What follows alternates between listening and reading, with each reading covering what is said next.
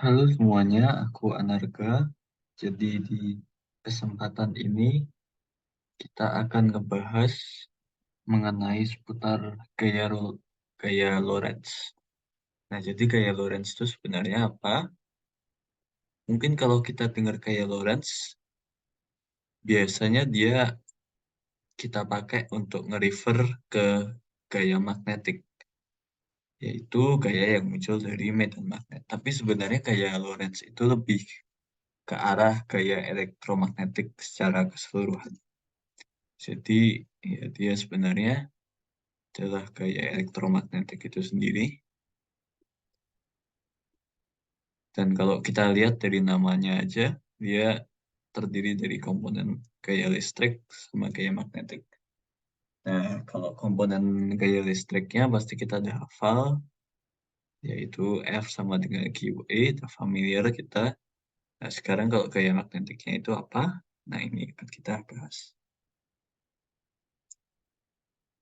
Nah, komponen gaya magnetik dari gaya Lorentz itu dinyatakan dengan persamaan berikut ini.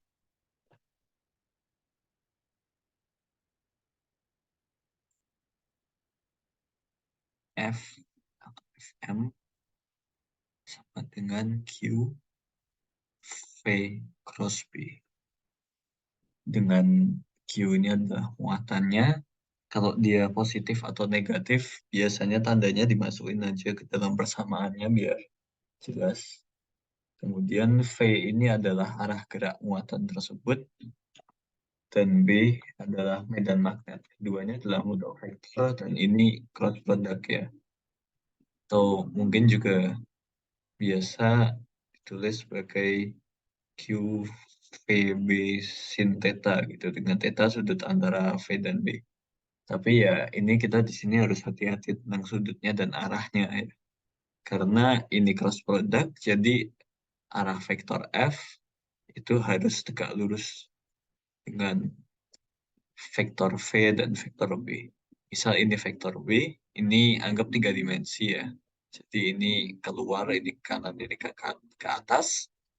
Misal ini vektor B, dan ini vektor V, maka kita bisa mencari arah vektor F-nya dengan aturan tangan kanan. Kalau kita periksa, kita temukan bahwa vektor F-nya ternyata arahnya adalah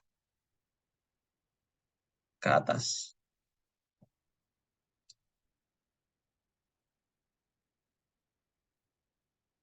Atau sebenarnya kita juga bisa melihatnya kayak gini ya. Ini F. Ini kan kebetulan ini kayak sejajar sama sumbu Y, ini sejajar sama sumbu X, F-nya ini di sumbu Z itu. Jadi kalau kita masukin ke persamaannya ini sebenarnya jadi yang gambar ini jadi Q V besarnya misal I topi cross V C topi gitu. Jadi I topi cross C topi hasilnya udah pasti ini misalnya ini tegak lurus. Oke. QVB dikali K topi. Nah, jadi ini kalau misalnya tegak lurus, tapi kalau misalnya antara V dan B-nya ada sudutnya, yang kayak biasa kita pakai sin theta, misal, misal B-nya ke dalam, eh, kurang jelas kalau kayak gini. Misal ini B, terus ini V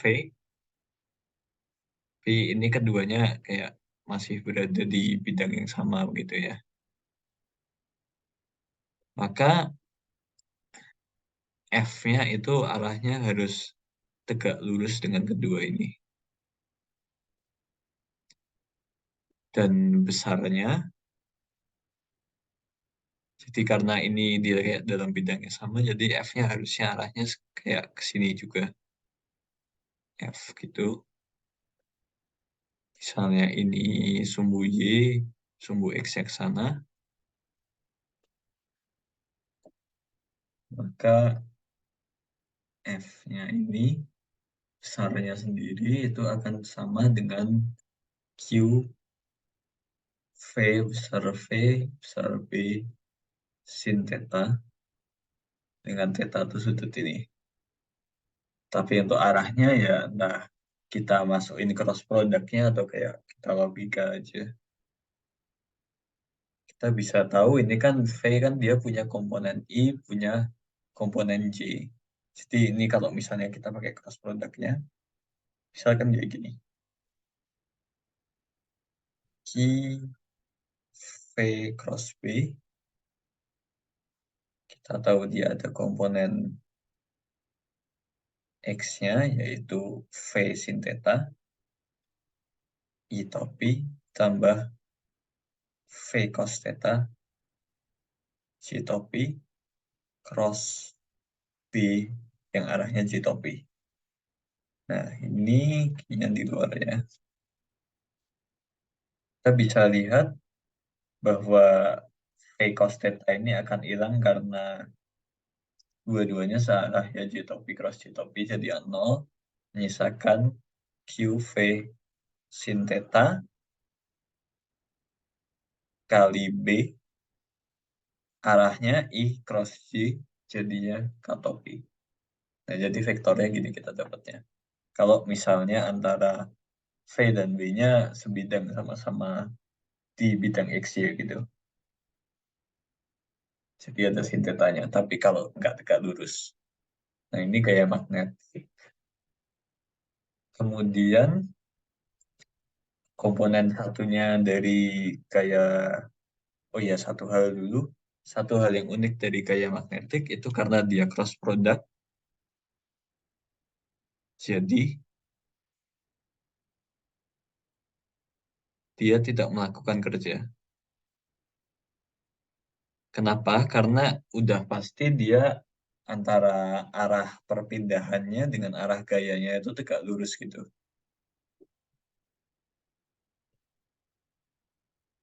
Atau antara arah kecepatannya dengan arah gayanya kan udah pasti tegak lurus.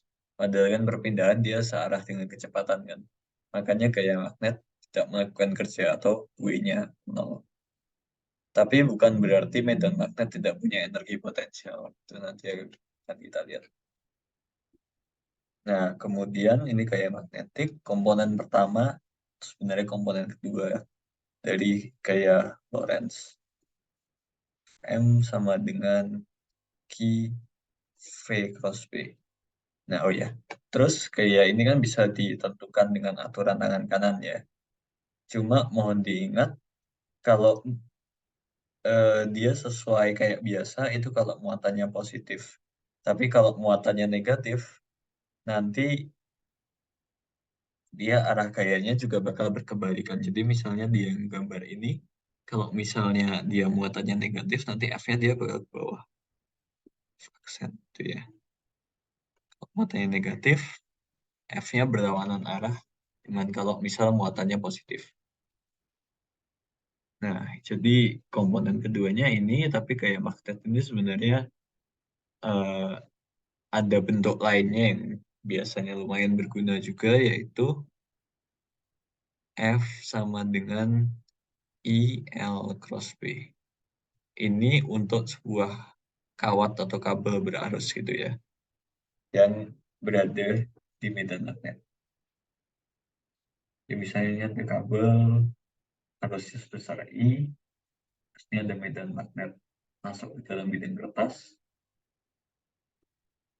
Ini maka gaya yang berlaku pada ini besarnya adalah vektornya adalah seperti ini.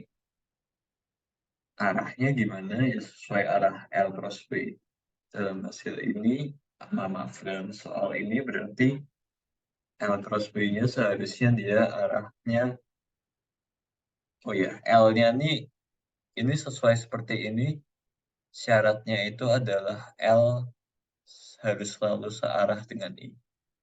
Jadi kita ambil vektor L yang searah dengan I gitu.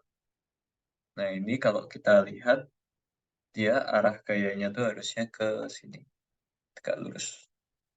Jadi kabel ini akan mendapatkan gaya dengan arah ini, tegak lurus. Ini asal-usulnya dari mana? Ini sebenarnya penurunan dari ini sih. Ini versi simpelnya aja. Jadi pada dasarnya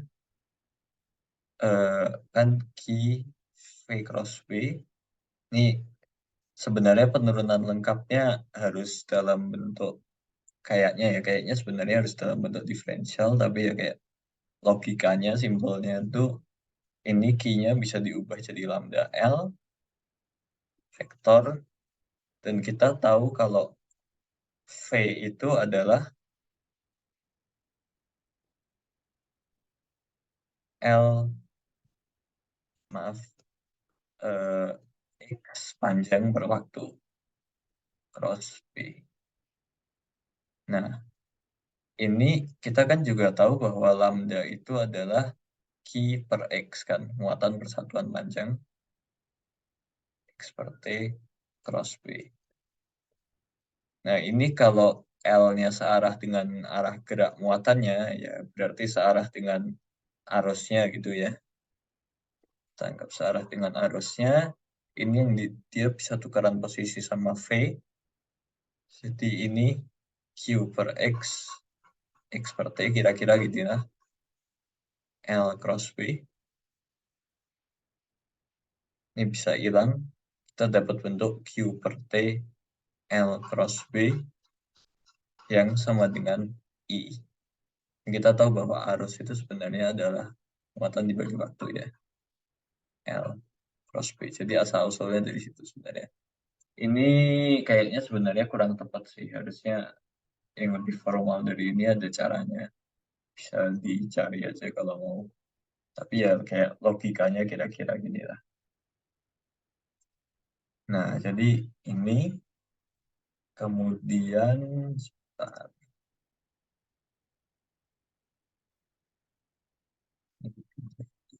ya, contoh soal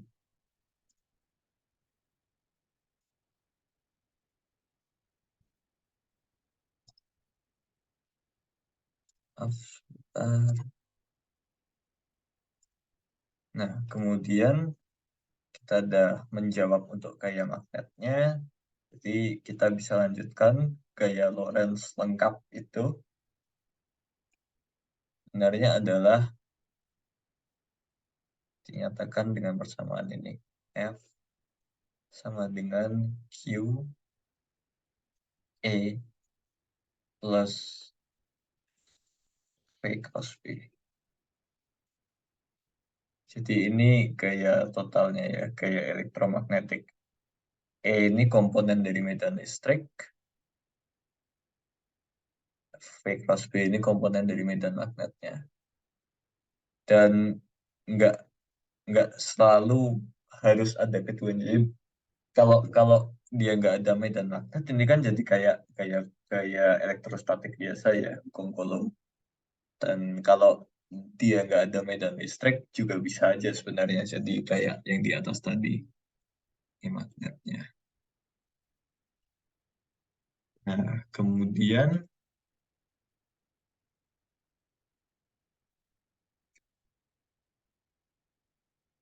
gaya Lorentz ini sebenarnya penerapannya banyak banget ya. Tapi satu hal yang menarik adalah kalau misalnya kita punya partikel bermuatan dengan kecepatan V masuk medan magnet mungkin misalnya arahnya di dalam itu ya. Misalnya ini positif, nanti begitu dia masuk ke area ini, si gaya magnetik akan berlaku sebagai gaya sentripetal.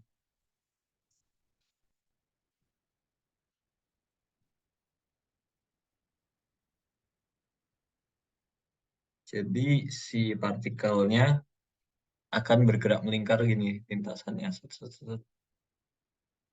Dengan gaya sentripetalnya arahnya kemana, si F-nya ini arahnya pasti tegak lurus dengan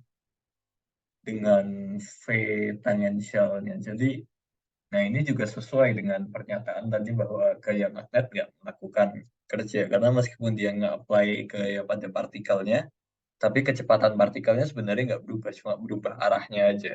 Jadi energinya tetap sama, energi kinetiknya. Jadi sesuai prinsip usaha energi, dia nggak melakukan usaha atau kerja. Tapi ya ini, kalau dia masuk ke medan magnet, dia akan terus membentuk lintasan melingkar ini.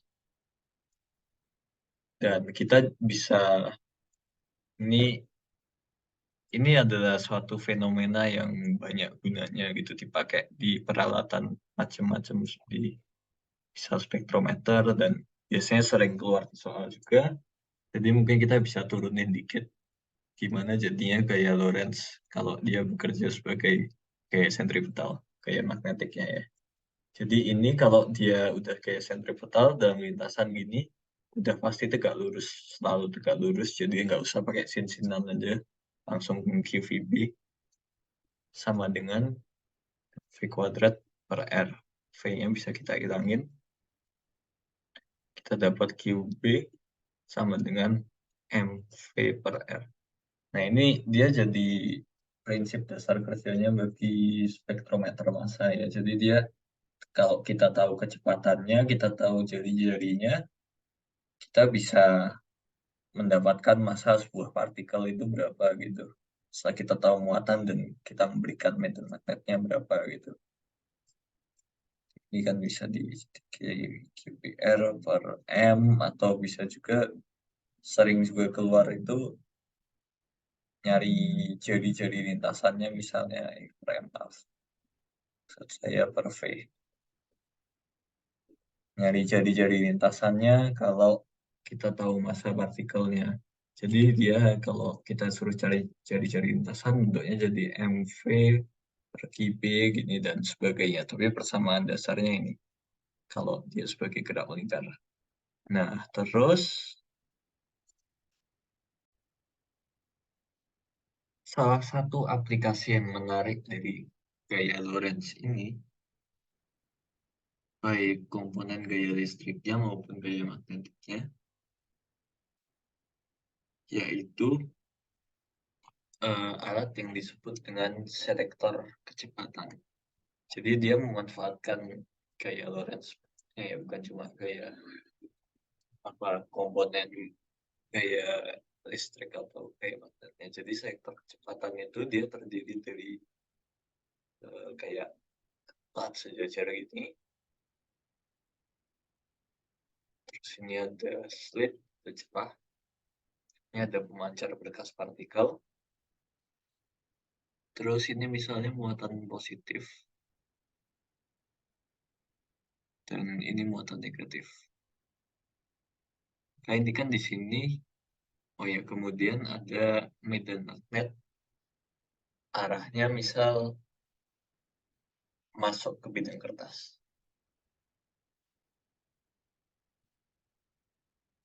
Ya, ini ya.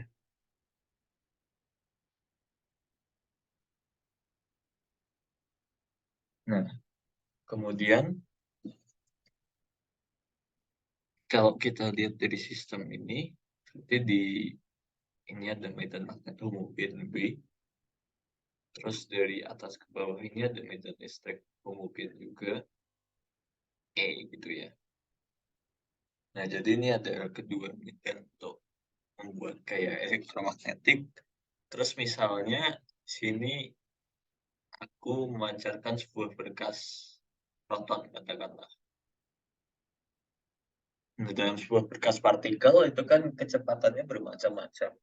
Tapi misalnya aku pengen supaya cuma partikel dengan kecepatan tertentu aja yang lolos ke belakang sini, yang bisa lewat. Itu bisa dilakukan dengan cara memanipulasi besar medan listrik dan medan magnet ini. Jadi kalau ada partikel, misal proton lewat, yang bakal bisa gerak lurus dari sini ke belakang sini, cuma yang memiliki kecepatan tertentu aja gitu. Jadi gimana sebenarnya kan kita bisa tinjau, misalnya proton, misalnya dia bergerak ke kanan, maka dia ada gaya elektrik ke arah bawah besarnya QE, dan dia ada gaya magnetik ke arah atas besarnya QVB. Kita bisa lihat kalau gaya elektrik cuma bergantung pada besar medan listriknya, sedangkan gaya magnetik bergantung pada kecepatan gerak partikel itu. Jadi kalau kita bikin persamaan gayanya, terdapat kayak gini kan. VB GA sama dengan Q. Ya, gini bentuk ini dulu aja deh. Nah, kemudian tahu kalau partikel yang karena ini pemancar dan slit yang dipasang segaris, jadi partikel yang bisa lolos itu cuma partikel yang gerak lurus, dan kalau dia gerak lurus maka artinya di sumbu Y dia berada dalam kesetimbangan atau sigma FY-nya sama dengan 0. Ini berarti Q-nya bisa kita coret, kita dapat E sama dengan VB. Dan berarti kalau kita masang E tertentu dan B tertentu, V sama dengan E per B. Jadi partikel yang bisa lolos cuma partikel yang kecepatannya sama dengan E per B. Jadi cara kita milih seleksi kecepatannya gimana, ya kita mainkan E dan B-nya supaya V-nya itu nilainya sesuai yang kita inginkan. Gitu. Nah, ini biasanya jadi salah satu komponen dari spektrometer massa ya. Jadi spektrometer massa itu mengukur massa partikel, dia depannya selektor kecepatan, belakangnya adalah ini. Jadi habis kecepatannya udah ditentuin, udah dipilih, habis itu dia bisa diukur jari-jarinya, terus pakai rumus ini dapat massanya gitu.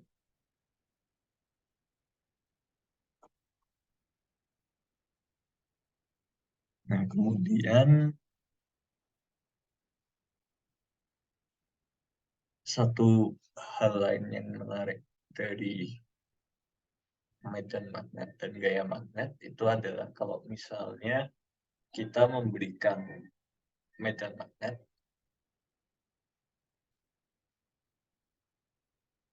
atau gaya magnet pada suatu loop yang berarus. Jadi contohnya kayak gini. Nah, ini ada loop arus, ini arahnya di sini gitu ya.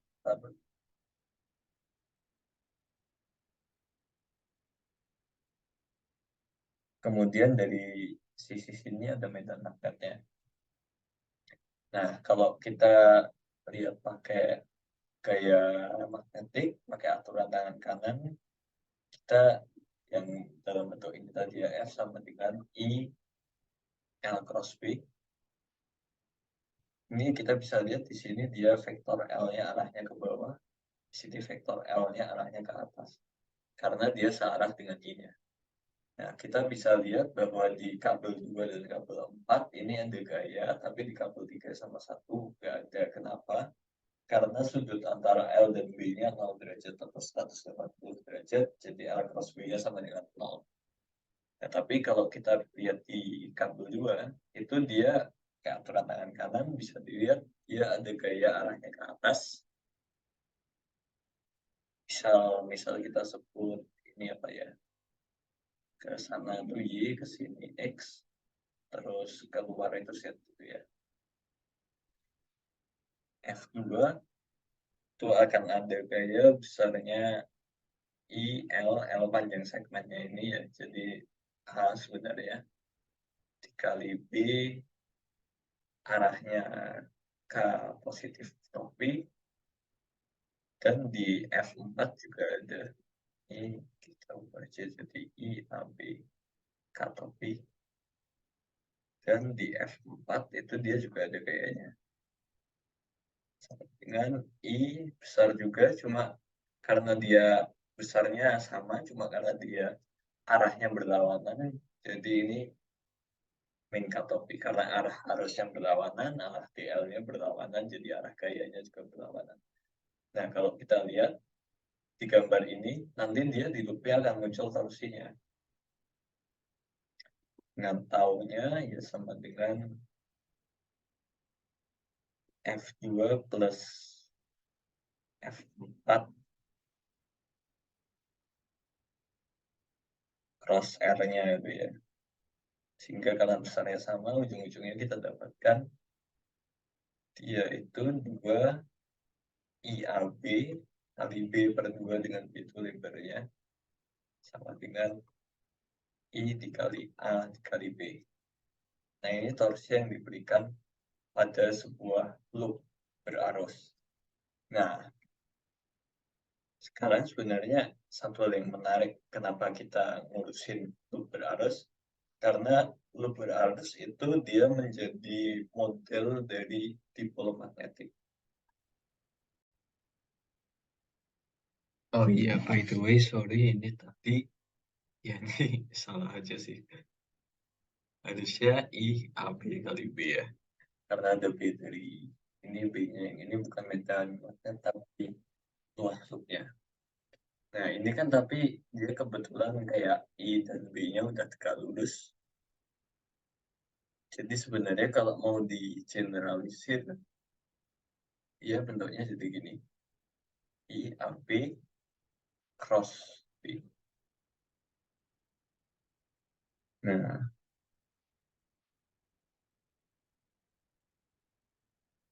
atau AB ini kan sebenarnya adalah luas dari loopnya ya. Jadi dia bisa juga kita ubah jadi IA cross B. Ini di sini yang jadi pembawa vektornya itu sebenarnya adalah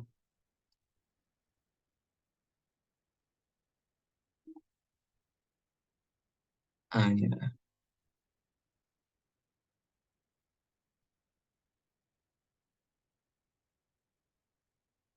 Nah, itulah kira-kira. Nah, kan tadi kan ini bisa kita hubungkan dengan dipol magnetik. Jadi dipol magnetik itu apa ya? Sebenarnya dipol magnetik ya saudaranya dipol listrik. Cuma kan kalau dipol listrik kita tahu dengan jelas kan, ya kayak muatan positif, muatan negatif. Terus jadi ada medan listriknya, gini gitu kan. Nah, kalau dipol magnetik itu apaan sebenarnya? Jadi ya entahlah, tapi dipol magnetik ini terus bisa kurang lebih dimodelkan seperti sebuah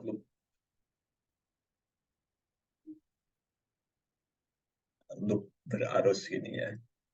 Dia bakal memproduksi medan magnet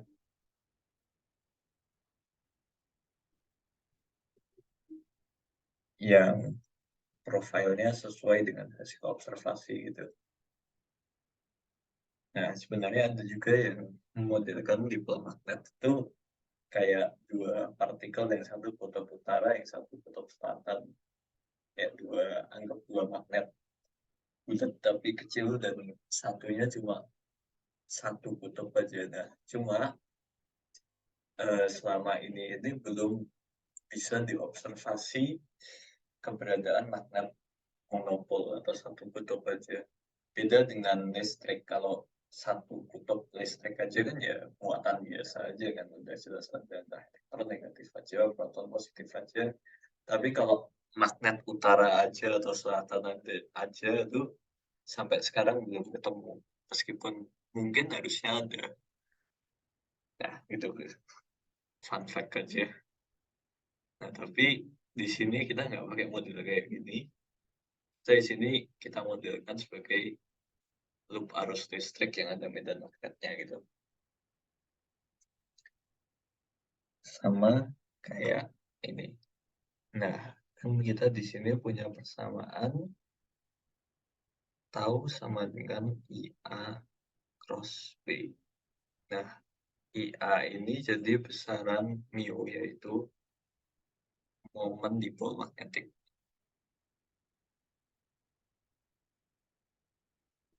Jadi ini persamaannya bisa diubah jadi tau sama dengan mu cross B. Ini kalau dalam bentuk dipol ya. Nah, terus kayak dipol listrik juga, dipol magnetik itu juga punya energi potensial. Dan energi potensialnya itu nilainya adalah U sama dengan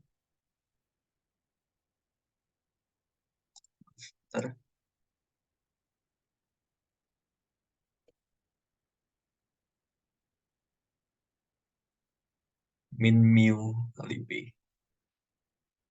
Ini mirip juga ya dengan energi potensialnya dipol listrik.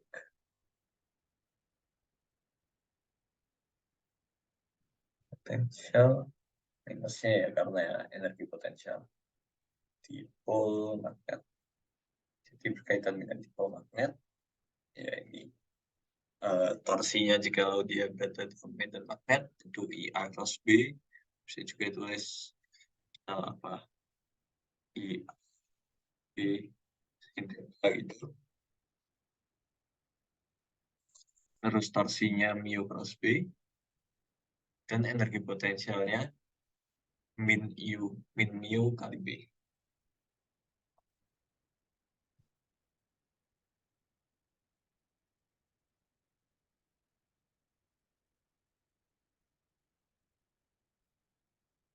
Nah, terus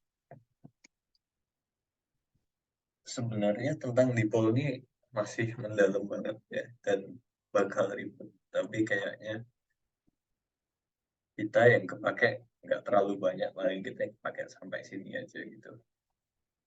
Putar dipol energinya.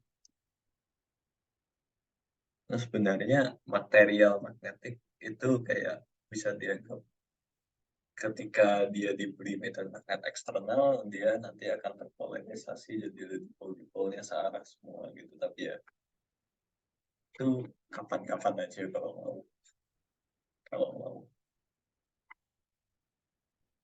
Nah, jadi sekarang kita mungkin bisa coba soal-soalnya aja karena materinya sebenarnya emang ini aja.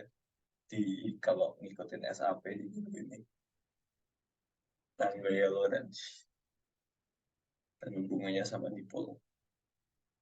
Terus sekarang kita coba latihan soal dari yang sederhana sampai yang agak lumayan.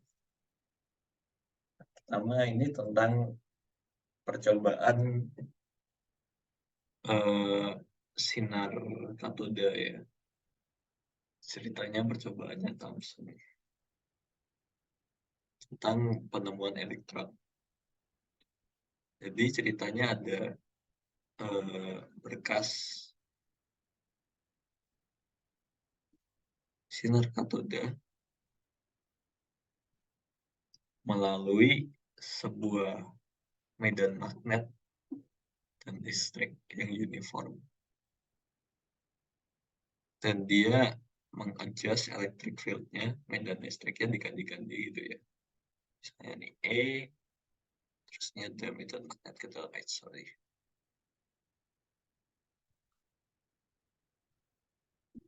Medan magnetnya ke dalam, misalnya B. Kemudian dia nge-adjust sampai si berkasnya ini lurus. Jadi dia nggak belok-belok. Nah, apa kecepatan partikelnya? Ini kita tadi sebenarnya udah kerjain ya. Ini kayak prinsipnya kayak apa namanya? Selektor kecepatan sama-sama ada medan magnet arah tertentu, medan listrik arah tertentu yang ujung-ujungnya gayanya berlawanan arah. Ya, nomor A, sigma Fj sama dengan 0. Ini kan dia kalau kita lihat diagram gayanya, nah cuma bedanya ini elektron ya. Jadi dia gaya listriknya ke atas dan gaya magnetiknya ke bawah. Karena kebalik. Kalau proton tadi kan gaya magnetiknya ke atas, gaya listriknya ke bawah. Nah, ini karena sinar katoda elektron, jadi dia gaya magnetiknya ke bawah. Nah, jadi ini Fm, jadi tapi sama aja, jadinya ini Q dikali E min QVB sama dengan 0. Q-nya hilang, E sama dengan VB, kita dapatkan V-nya itu adalah E per B, kecepatan partikel itu. Nah, kemudian percobaannya dilanjutkan, ceritanya electric field-nya dimatiin, jadi sisa B aja. Nah, kan kayak itu tadi, dia partikelnya bakal muter ya. Ini V-nya, memiliki V, ini sisa medan magnet, medan listriknya udah dimatiin, dia akan gerak melingkar dengan jari-jari R. Terus kita disuruh mencari perbandingan rasio antara massa dengan muatannya. Nah, R-nya kan kita udah tahu ya, udah dikasih tahu. Terus gimana? Ini berarti kita pakai gaya magnetik sebagai gaya sentripetal itu tadi. V kuadrat per R. Kita dapat ini tadi misal bersama satu. Kita substitusi aja langsung. Sehingga kita dapatkan Q per M itu sama dengan sisa apa ini? V dibagi R kali B ya. Nah, kemudian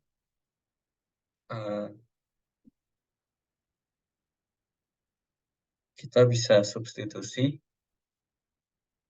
Q per M, Q per M sama dengan V. V-nya itu adalah apa tadi? E per B. E per B bagi RB. Sehingga kita dapatkan rasionya itu sebenarnya adalah E sama per RB kuadrat. Nah, itu aja sih sebenarnya. Hah?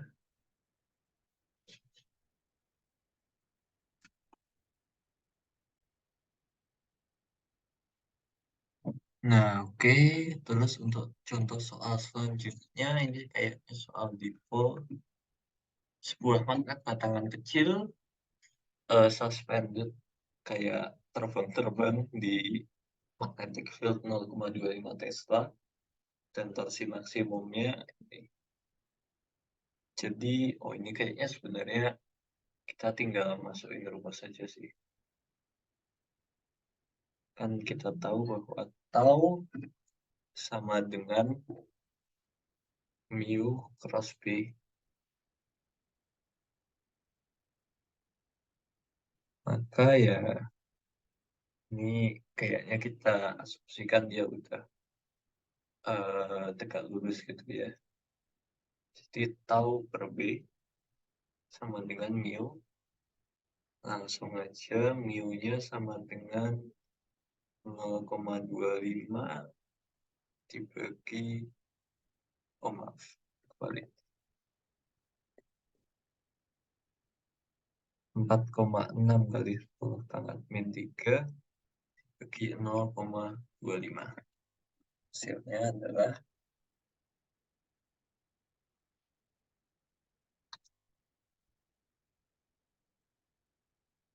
harusnya sekitar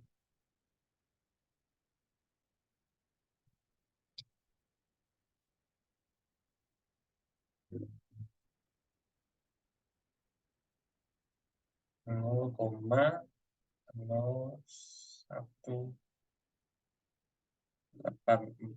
Satuannya kalau nggak salah ampere meter persegi.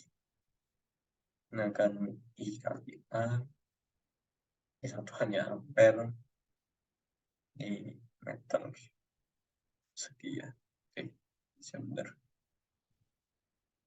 Terus sederhana kita soalnya.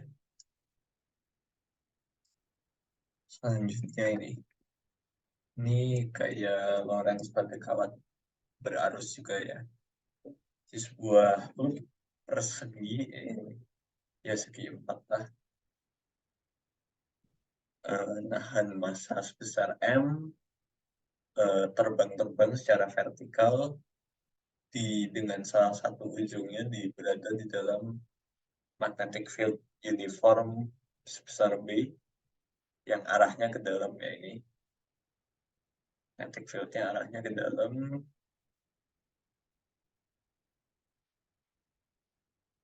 Terus kita diminta untuk menentukan berapa banyak arus yang harus mengalir di loopnya supaya si M-nya ini bisa melayang-layang. Jadi magnetic force upward exactly balance the gravitational force downward. Atau dalam kata lain, sigma Fj sama dengan 0. Nah, kita diminta menentukan I supaya sigma Fj-nya sama dengan 0.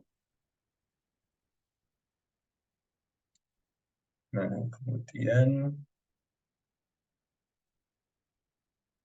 dari sini kan kita bisa lihat ini I-nya arahnya clockwise. Ini kira-kira komponen mana yang bakal ngasih gaya ke atas? Yang sini sebenarnya tegak lurus juga. Yang sini ya, misalnya ini 1. Cuma kalau kita lihat, dia arusnya ke atas, magnetnya ke dalamnya dan magnetnya, maka dia ntar gayanya ke sini. Sama dengan yang 2. Cuma kalau yang 2,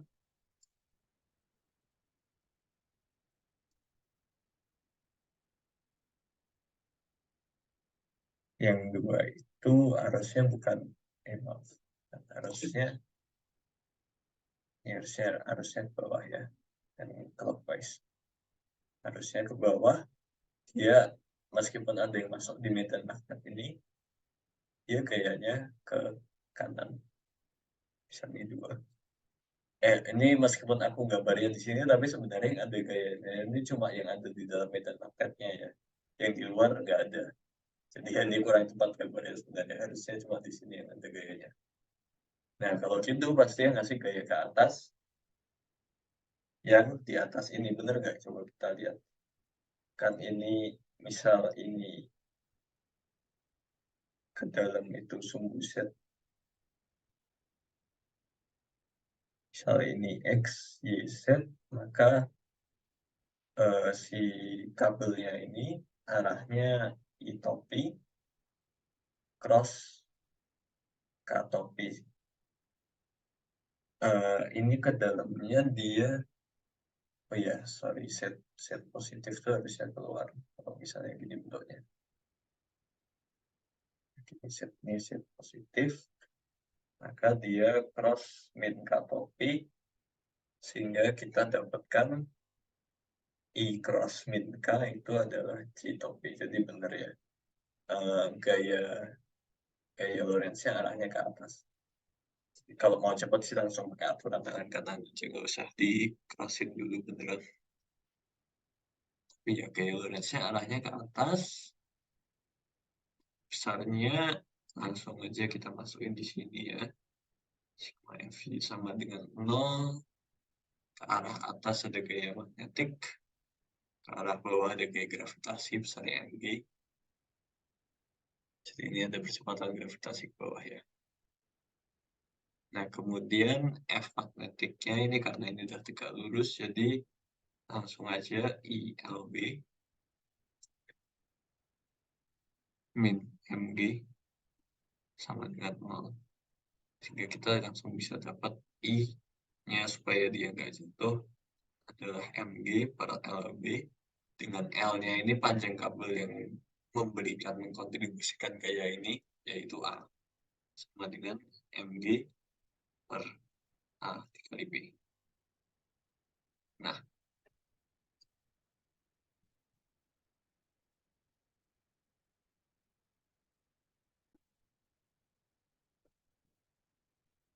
Nah, terus ini ada contoh soal satu lagi yang sebenarnya sederhana, cuma mungkin kelihatannya serem karena B-nya itu fungsi Z. Jadi, tapi ini kita gambar dulu aja gimana keadaannya sebenarnya. Jadi, misalnya ini sumbu Z. Y, ini X, ini titik nolnya ya. Nah, suppose that the magnetic field in some region is the form B sama dengan K Z X topi. Nah, jadi B-nya itu fungsi dari Z. Arahnya X topi ketika Z positif. X topi ini juga sama aja dengan Y topi ya. Jadi ketika Z-nya plus, B-nya arahnya ke sini. Tapi kalau kita substitusiin Z-nya saat kurang dari 0, maka ntar B-nya arahnya kebalikan. Jadi di bawah garis ini, di bawah bidang XY, itu B-nya arahnya ke sana. Ini dibedain aja warnanya.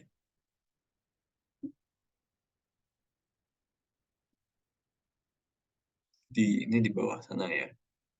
Di bawah sini B-nya arahnya ke sana. Nah, terus kita punya square loop dengan panjang sisi A persegi. Anggap ini persegi, panjang sisi A, pusatnya di origin. Terus ketika kita melihat dari sini, dia harusnya counterclockwise. Dia harusnya kayak gini. Nah, ini mungkin biar lebih sederhana, kita lihat dari depannya. Ini Z, ini Y, ini X. Dia pusatnya di origin. Kayak ini A, ini counterclockwise. Nah, kemudian medan magnetnya di sini keluar. Itu ya. Ketika Z-nya positif, dia keluar. Ketika Z-nya negatif, dia masuk. Dan dia fungsi Z. Nah, kemudian kita disuruh mencari, kita harus mencari apa ini? Oh, gayanya. Kita harus mencari gayanya. Nah, kalau kita lihat, ini kan ada 4 bagian ya. 1, 2, 3, 4. Karena dia persegi, dan medan magnetnya agak mungkin sih, tapi di untuk Z yang sama, medan magnetnya juga sama gitu. Dan dia juga bukan fungsi Y dan bukan fungsi X, cuma fungsi Z saja. Jadinya kita bisa menyimpulkan bahwa besar gaya magnet I1, F1 itu sama dengan besarnya di 4. Kemudian kalau kita cek arahnya,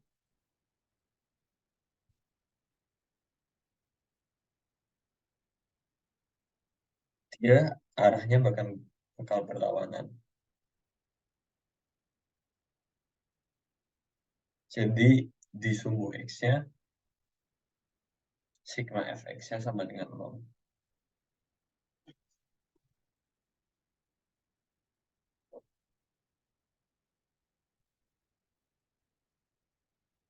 Nah, berarti sekarang yang perlu kita cek tinggal sumbu Y-nya. Kenapa?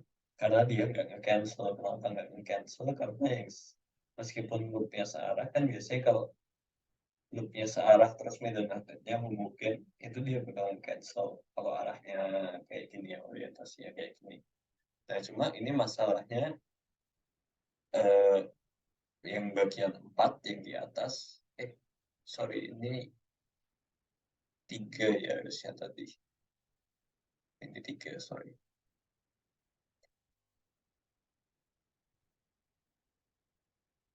Nah, kenapa dia nggak cancel? Karena yang atas dan yang bawah medan magnetnya berlawanan arah. Jadi kalau kita cek pakai aturan tangan kanan, yang atas ini arah gayanya ke atas, 4, yang di bawah arah gayanya ke atas juga, F2. Jadinya sigma F-nya sebenarnya tinggal F4 ditambah F2 gitu. Oh ya, sebenarnya kalau kita bisa menghitung F1 dan F3, cuma karena B-nya fungsi set, jadi ya harus pakai integral. Cuma ternyata untuk menjawab pertanyaannya ini kita nggak perlu pakai integral, karena kita udah bisa menyimpulkan kalau dia bakalnya cancel. Nah, kemudian kita bisa cari nilainya F4. Dia jelas ya, I, A, B, arahnya ke topi. B-nya itu adalah IA kali KZ ke topi. Dan Z-nya di kabel 4 itu berada di Z positif A per 2 kan. Jadi F4 itu adalah IA kuadrat K per 2 K topi. Nah, F2 itu sebenarnya arahnya sama. Cuma mungkin kalau lengkapnya sih gini ya. I L cross B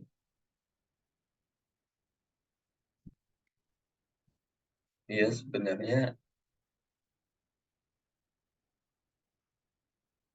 bakal jadi ILB min K topi, tetapi karena B-nya itu kayak gini,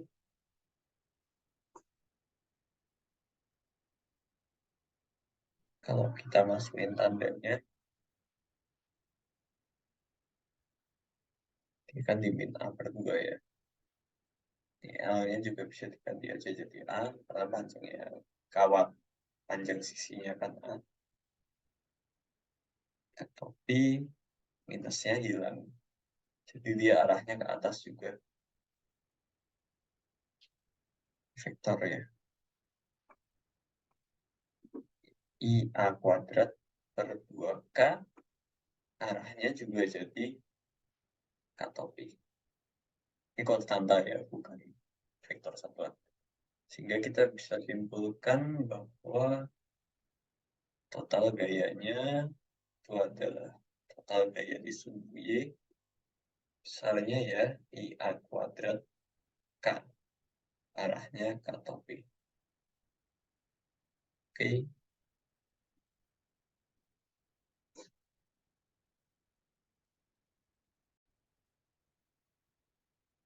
Oke, jadi mungkin segitu aja untuk materi ini. Mohon maaf kalau mungkin ada yang kurang jelas atau kurang lengkap, tapi sebenarnya emang materinya nggak terlalu banyak sih untuk minggu ini.